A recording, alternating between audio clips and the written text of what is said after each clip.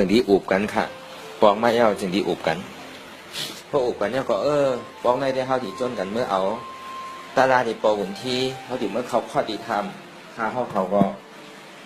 กวนใจนี่กวนใจมีอยู่เก่าก็มียิ่งมีอยู่เก่าก็ค่ะถึงปลาเมขานังตีบกับมือจอมเดี๋ยวก็ขาของมือจอมนังตีบกับมือเขาจอมขาของมือเขาจอมกับพี่น้องลอยว่าวเขาพี่น้องปิยพรเขาอยู่กับพาเขามือจอมบันเสง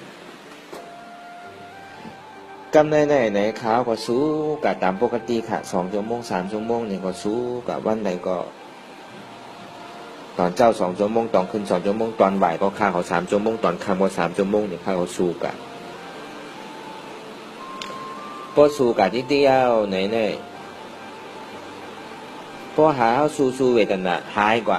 สู้เวทนาหายกว่าที่ไหนที่เขา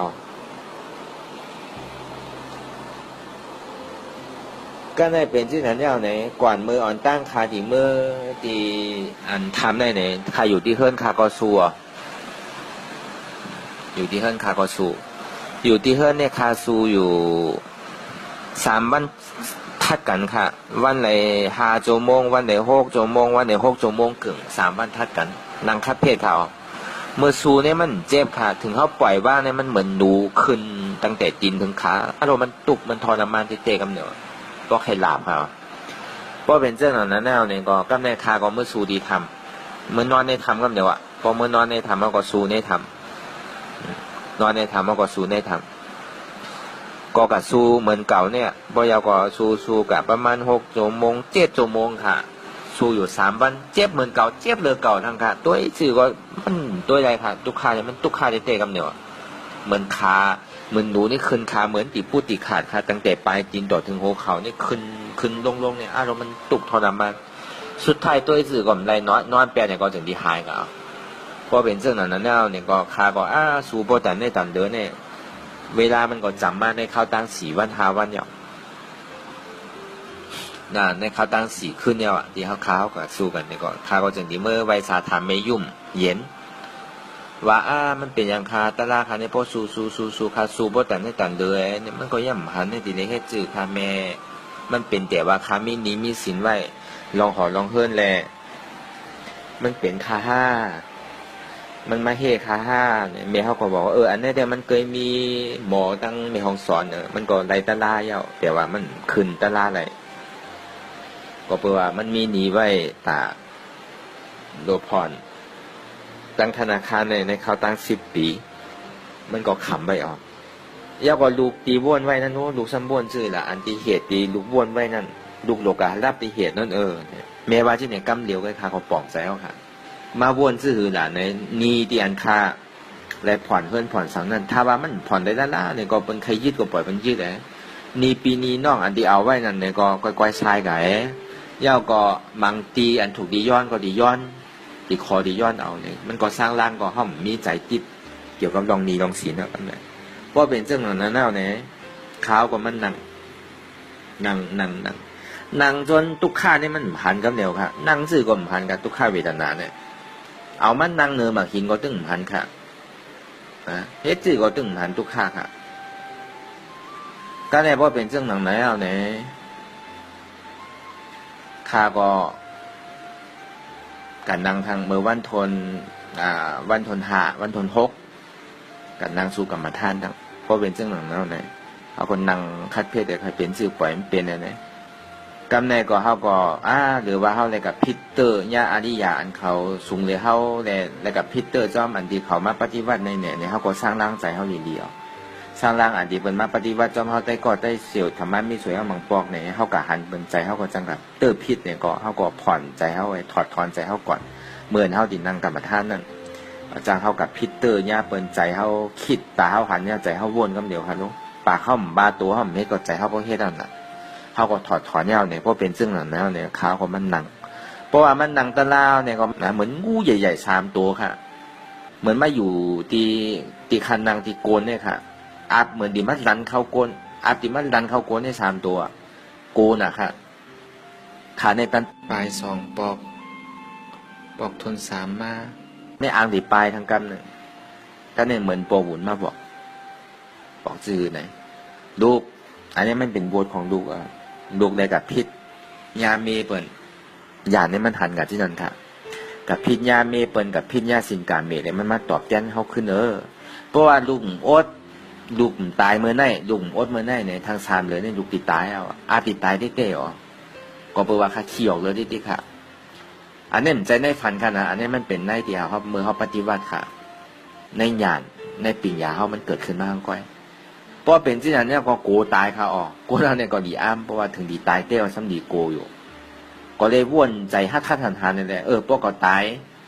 เมื่อไหร่เนี่ยทาง3 เดือนก็ตายอ๋อตาก็มาตายเมื่อไหร่ดีกว่า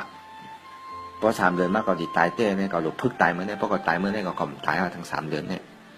ไว้ใจที่นั่นเนี่ยก็โอ้เอาค่ะนั่งคัดเพศดีๆก็นั่งสูงๆค่ะเอาอย่างหมอนตั้งนั่งดีๆก็นั่งค่ะบนนั่งเอาเนี่ยก็มาทางเขา3 ตัวเนี่ยพวกเบ้าเนี่ยก็ใครเป็นยังปล่อยให้เป็นแล้วเนี่ยดันเข้ากับค่ะดันก็เข้ากันให้โกนให้3 ตัวอารมณ์มันดีโกนอ่ะดันเข้ากับเป็นชื่อเนาะตีขีดตีสิกตีแตกหมดเลยเนี่ยปล่อยเนี่ยของใจของเข้าลงเป็นอนัตตาเนี่ยเพราะเป็นที่นั้นพิจารณาอยู่ในข้าวตั้ง3 ชั่วโมงก็ดันออกขึ้นเขาดันออกขึ้นถึง3 อันเหมือนหลอกไฟดันเขาค่ะ